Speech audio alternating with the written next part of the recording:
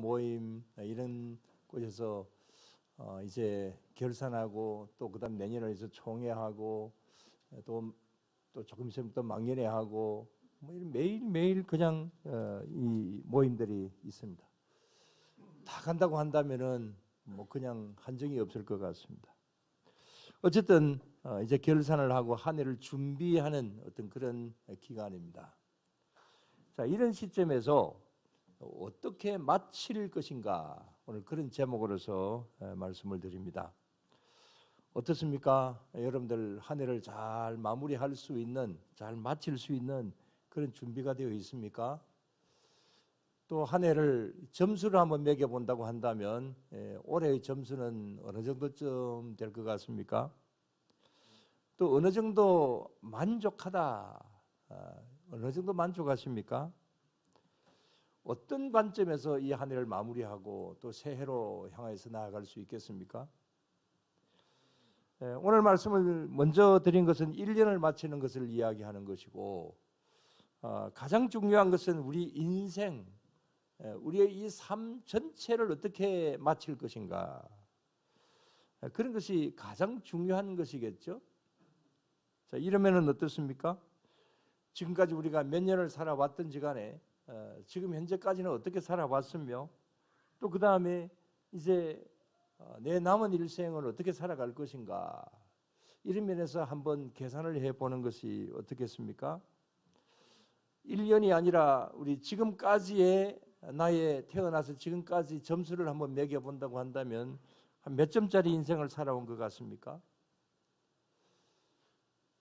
저는 뭐 조금 공식적으로 말씀을 드리면 지난 7월 달에 우리 당에서 말씀을 드렸습니다마는 여러 가지 좀 고민을 많이 한 끝에 우리 정년을 1년 앞당겨서 내년에 은퇴할 것으로 그렇게 말씀을 드렸습니다. 이런 결정은 몇 년 전부터 어떻게 마칠 것인가, 여기에 대한 어떤 제 나름대로는 굉장히 심각한 어떤 고민을 하고 또 기도하는 중에 정한 것이기 때문에, 그래서 저는 어떻게 마칠 것인가, 어떤 이것은 저의 목회적인 어떤 사역적인 면이 되겠습니다만은 어떻게 마칠 것인가, 이런 것을 참 많은 생각을 하고 또 지금도 하고 있습니다.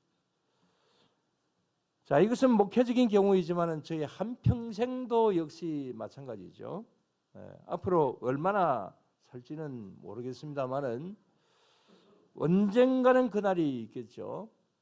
이것은 뭐 저뿐만이 아니라 누구든지 다 마찬가지지 않겠습니까? 언젠가 그날이 있을 것인데, 그날을 위하여서 어떻게 준비하고 또 어떻게 마칠 것인가, 이런 것을 생각하고 준비하는 것은 우리 모두에게서 당연한 것이겠죠. 그리고 이것은 뭐 여기 있는 저와 여러분들뿐만이 아니라 모든 인류의, 모든 인간의 가장 큰 숙제라고도 볼 수도 있습니다.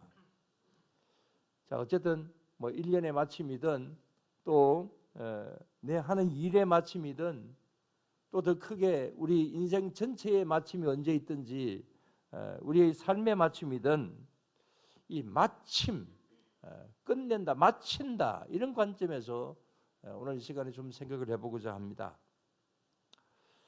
자, 나는 정말 이 시점에서 한번 계산해 보면서 나 정말 참 잘 살았다, 나는 후회 없이 살았다, 이렇게 여러분들 이야기할 수 있겠습니까? 오늘 제가 자꾸 질문을 드립니다. 저는 이런 면으로는 늘 마음에 좀 담고 있는 말씀이 있다고 한다면 바로 오늘 본문의 말씀입니다. 뭐 이 말씀을 자주 드리기도 하지만 연말이기 때문에 이 말씀을 다시 한번 마음속에 떠올려 보고 되새겨 봅니다. 자, 오늘 본문의 내용이 뭡니까? 이 사도 바울의 자신의 그 인생의 마침, 또 자기 사역도 역시 마찬가지겠죠. 그 마침의 어떤 각오입니다. 자, 이 사도 바울은 자신의 인생 마침, 여기에 대해서 어떻게 이야기를 하고 있습니까? 지금 바울은 인생 점검을 하고 있습니다. 그리고는 자신은 지금 인생을 마칠 준비가 잘 되어 있다, 이렇게 아주 자신 있게 이야기를 하고 있습니다. 어떻게 보면 조금 교만하다 싶을 정도로 이 바울은 자신만만해하고 있는 그런 말씀을 볼 수가 있습니다. 좀 더 구체적으로 본다면 20절에서 26절까지 오늘 본문인데 그 중에서 20절 말씀을 다시 한번 봅시다. 다 같이. 나의 간절한 기대와 소망을 따라 아무 일에든지 부끄러워하지 아니하고 지금도 전과 같이 온전히 담대하여 살든지 죽든지 내 몸에서 그리스도가 존귀하게 되게 하려 하나니. 그랬습니다. 자, 21절, 22절 계속해서 이렇게 보게 되면 이 말씀들을 다 오늘 본문을 종합을 해보면 이렇습니다. 나의 모든 삶의 목적은 예수 그리스도를 존귀하게 하는 그러한 일이다. 이 일을 위해서는 나는 살아도 좋고 죽어도 좋다. 그런데 지금 나는 죽느냐 사느냐의 갈림길에 서 있다. 지금 사진을 사도 바울이 그렇습니다. 지금 현재 얼마 있지 않으면 순교를 당할 거다. 지금 본인은 그렇게 생각을 하고 있습니다. 그래서 갈림길에, 삶과 죽음의 갈림길에 서 있습니다.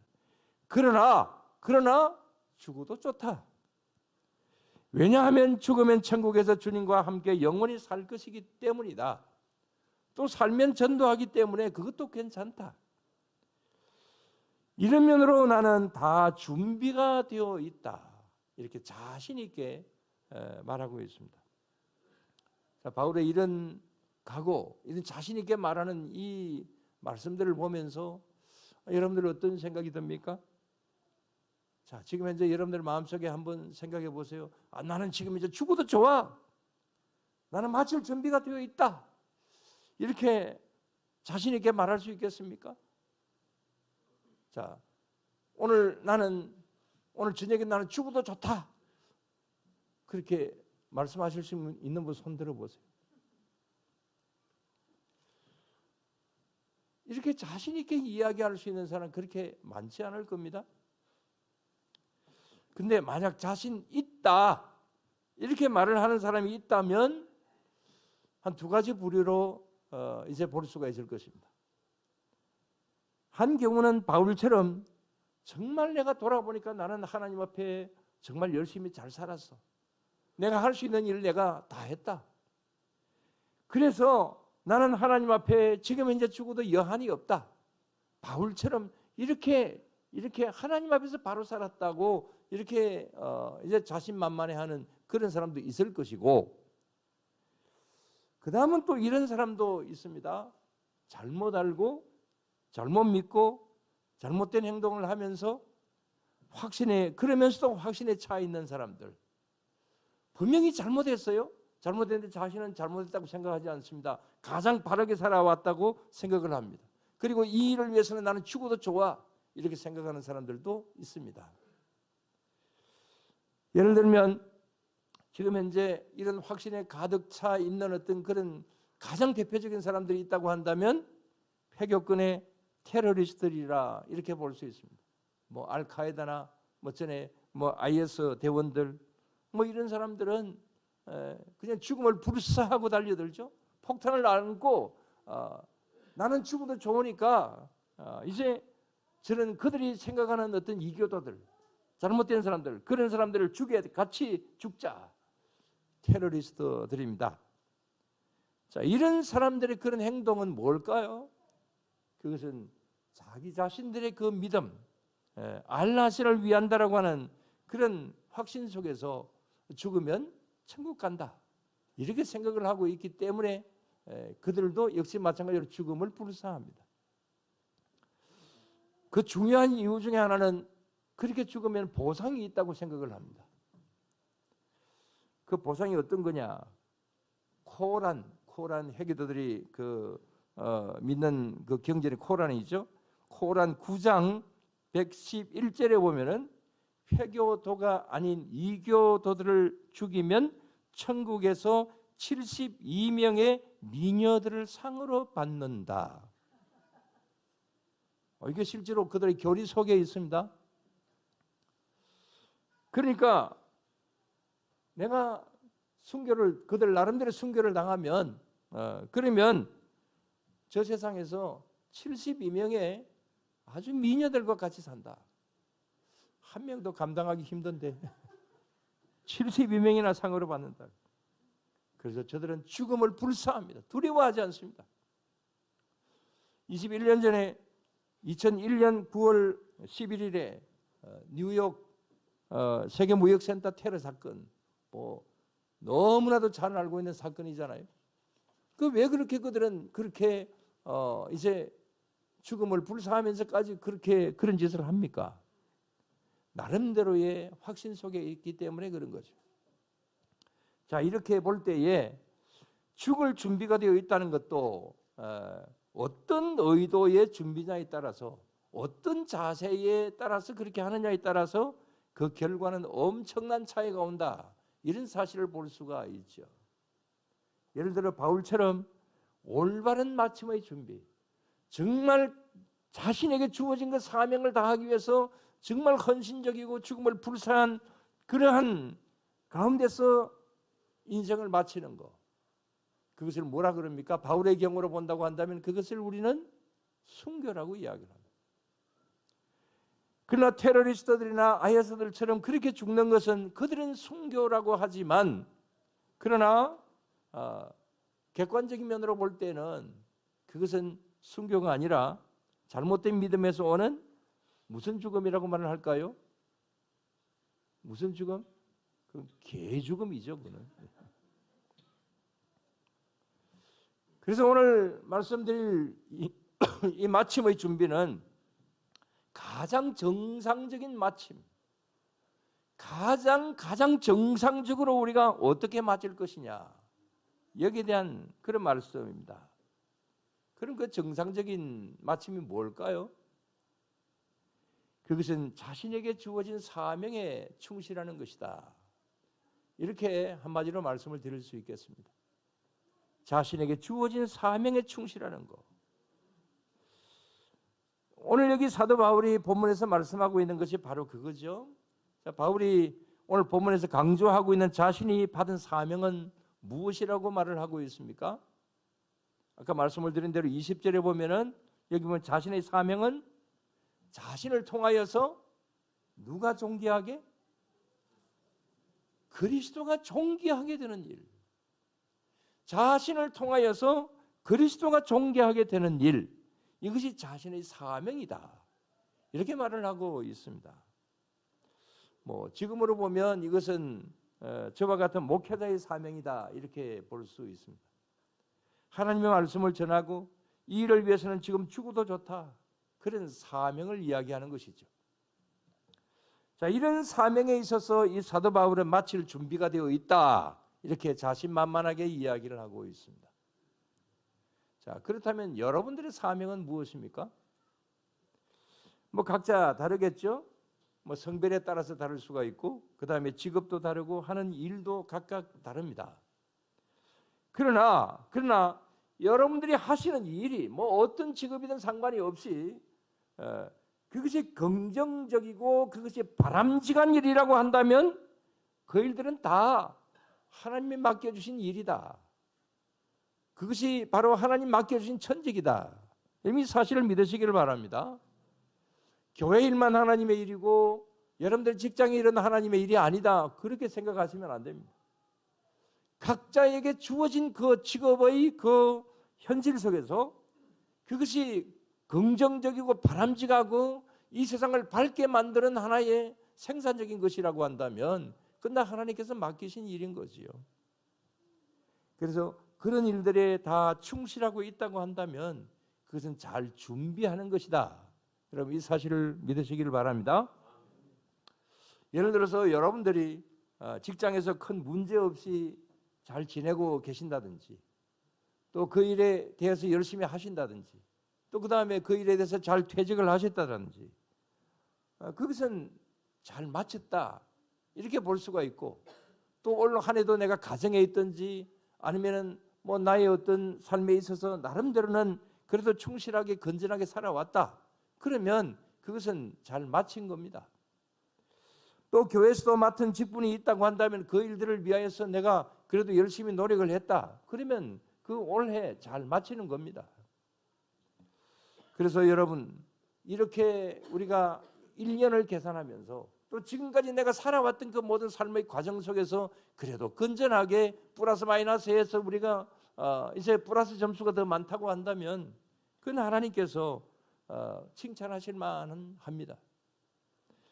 그래서 주님께서 마태복음 25장 23절에 있는 말씀, 그 말씀이 이렇게 건전하게 또 그 다음에 올바르게 살아오신 여러분들에게 오늘도 이 말씀을 주신다라고 하는 사실을 믿습니다. 그래서 23절 봅시다. 다 같이.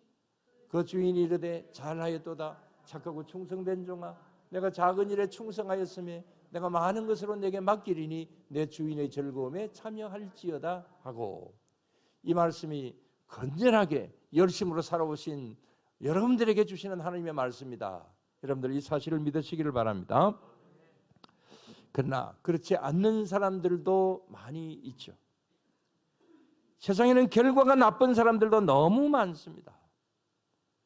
자, 5달란트 받았던 종들, 2달란트 받았던 종들은 방금 저런 이야기를 들었습니다. 그러나 1달란트 받았던 종은 어떤 말을 들었습니까? 악하고 게으른 종아, 그렇게 책망을 듣죠. 우리들의 이 마침의 시간에는 이제 이런 어떤 말은 절대로 듣지 말아야 될 것이고, 또 우리 성도님들 다 건전하게 살아오시고 뭐 다 나름대로 열심으로 살아오셨기 때문에 이런 말을 듣는 우리 성도님들은 한 분도 저는 없다고 봅니다. 확신합니다. 그래서 이런 말을 듣는 것이 아니라 우리가 한 해를 마치든 또 우리의 인생을 마치든 어떤 가운데 있든지 이런 말을 듣는 것이 아니라 착하고 충성된 종아, 이런 말을 다 들을 수 있는 그런 우리 모두가 될 수 있게 되기를 주의 이름으로 축원합니다. 자, 지금부터는 우리 한 두 사람씩을 비교해서 말씀을 드려봅니다. 전에 한번 말씀드린 적이 있습니다만, 전에 이 프랑스 신문에 난 기사입니다. 그것을 우리 한국의 어떤 신문에서 그것을 소개를 하고 있더라고요. 자, 저 두 사람입니다. 자, 저기 옆에 왼쪽에 담배를 피우고 있는 사람은 저 사람이 누구냐? 예, 글자가 보입니까? 예, 장폴 사르트르입니다. 이 사르트르는 이 많은 작품을 내어놓았던 사람이고, 그 다음에 철학 사상으로 굉장히 유명한 사람입니다. 근대 철학에 있어서 정말 저 사르트르라고 하는 이름은 그야말로 큰 이름으로 자리매김한 사람입니다. 세계적으로 유명한 대철학자입니다. 그러나 그에게서 큰 잘못이 하나 있습니다.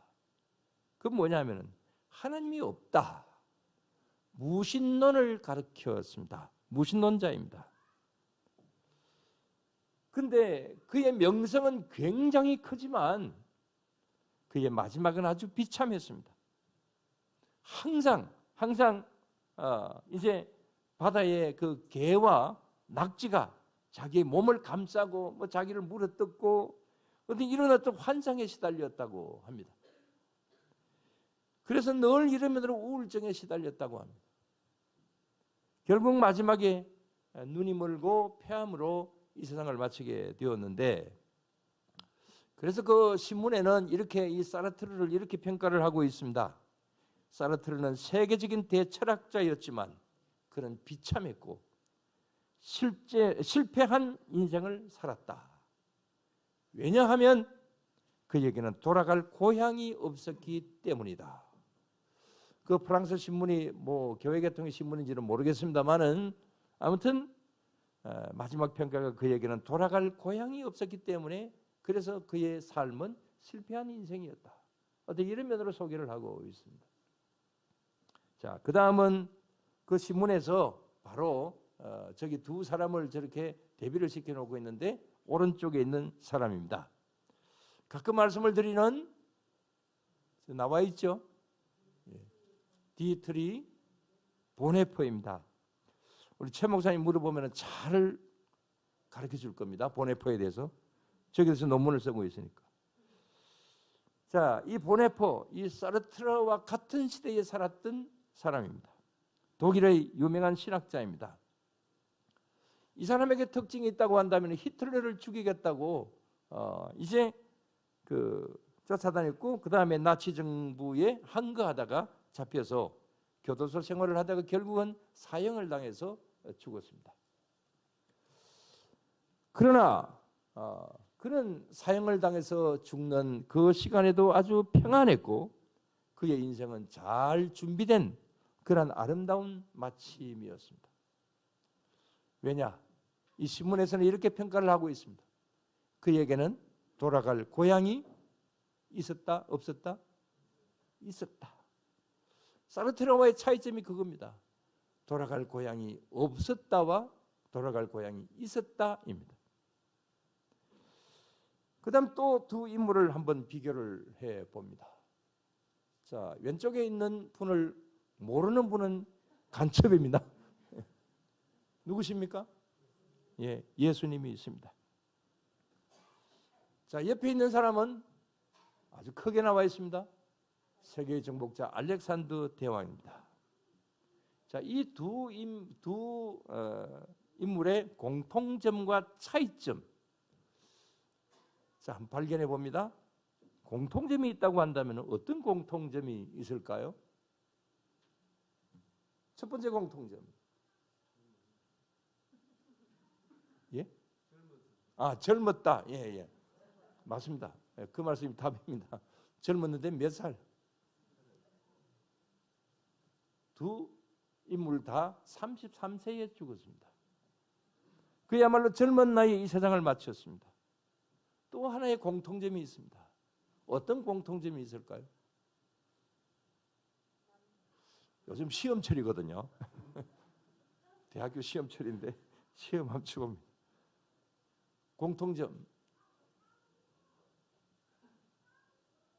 두 인물 다 세계를 정복한 그러한 인물입니다. 자, 그 다음에 차이점이 뭘까? 차이점이 뭘까? 첫 번째 차이점은 세계를 정복했지만 알렉산더는 창과 칼로 무력으로 세계를 정복을 했습니다. 그래서 그가 헬라 제국을 이루었지만은 그러나 오래 가지 않았습니다. 예수님은 어떻게 세상을 정복하셨느냐? 무엇으로? 복음으로. 복음으로 세계를 정복해서 지금까지 믿음의 세계는 지금까지 계속되고 있습니다. 또 하나의 차이점이 있다고 한다면 예수님은 십자가에 비참하게 돌아가셨지만 그러나 영광의 부활 성천을 하심으로 인하여서 그래서 가장 위대한 영광의 마침을 가지셨습니다. 알렉산더 대왕은 어떻게 죽었을까요? 죽기 전에 정서불안과 공황장애에 시달렸고 말라리아에 걸려서 죽었다라고 하는 그런 기록이 있습니다. 그런데 그는 죽을 때 이런 유언을 했다고 합니다. 뭐 잘 알려진 이야기입니다만, 내가 죽으면 내 양손을 관 밖에다가 내어 달라. 그래서 관에다가 양쪽에 구멍을 뚫어서 손을 밖으로 내어 달라. 그래서 천하를 내 양손에 쥐었지만 천하의 양손을 쥔 나도 죽을 때는 빈손이라고 하는 것을 세상 사람들에게 알리고 싶다. 그렇게 하면서 이 세상을 마쳤다고 합니다. 자, 이를 볼 때 어떻습니까? 여기에 알렉산더는 어떻게 보면 아름다운 마침을 한 사람이 아닙니다. 그는 사르트르처럼 돌아갈 무엇이 없었다? 고향이 없었다. 돌아갈 고향이 없었다라고 하는 것이 이제 그의 삶의 마지막 실패작인 것이죠. 그러면서 우리는 어떻습니까? 이 세상 마친 후에 돌아갈 고향이 저와 여러분들에게 있습니까? 이렇게 확신이 없는 교인들하고 제가 어떻게 삽니까? 여러분들은 세상 마친 후 돌아갈 고향이 있습니까? 그 고향이 어디입니까? 찬송가 479장에 괴로운 인생길 가는 몸이 평안히 쉴 곳이 아주 없네. 걱정과 고생이 어디는 없으리 돌아갈 내 고향 어디? 하늘나라. 예, 그렇습니다. 바로 이 하늘나라가 우리의 돌아갈 우리의 고향인 것이죠. 이런 보장을 저와 여러분들은 받고 있습니다. 언제 주님께서 우리를 부르실지 모르지만은 그러나 우리에게는 확실한 보장이 있으니 그것은 우리에게는 돌아갈 고향이 있다는 것. 우리는 사르트르처럼 유명하지 않습니다. 알렉산더처럼 우리가 유명하지 않습니다. 그렇지만은 그들이 가지 못한 그 하늘나라 돌아갈 고향이 있다라고 하는 것이 그 프랑스 신문에서 이제 시사하는 바이고 또 그것이 오늘날 우리들에게 주시는 주님의 귀한 은혜인 것이죠. 한 가지 더 말씀을 드린다고 한다면 제가 평소 마음에 가지고 있는 말씀이라서 자주 말씀을 드립니다. 갈라디아서 3장 3절에 있는 말씀. 다 같이 너희가 이같이 어리석으냐 성령으로 시작하였다가 이제는 육체로 마치겠느냐. 제가 종종 말씀을 드리는 말씀이기도 합니다. 저는 은퇴를 생각을 하면서 이 말씀을 가끔 생각합니다. 저는 분명히 신학교 입학 때부터 나름대로 사명감으로 이제 성령님의 감동으로 시작을 했다고 봅니다. 그러나 신학 입학 후에 지금까지 48년의 세월 동안에 사명감이 식어질 때도 있었다는 것도 사실입니다.